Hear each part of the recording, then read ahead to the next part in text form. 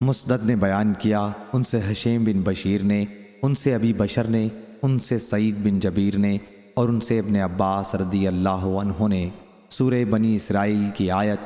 وَلَا تَجْهَرْ بِصَلَاتِكَ وَلَا تُخَافِتْ بِهَا کے بارے میں کہ یہ اس وقت نازل ہوئی جب رسول اللہ صلی اللہ علیہ وسلم مکے میں چھپ کر عبادت کیا کرتے تھے۔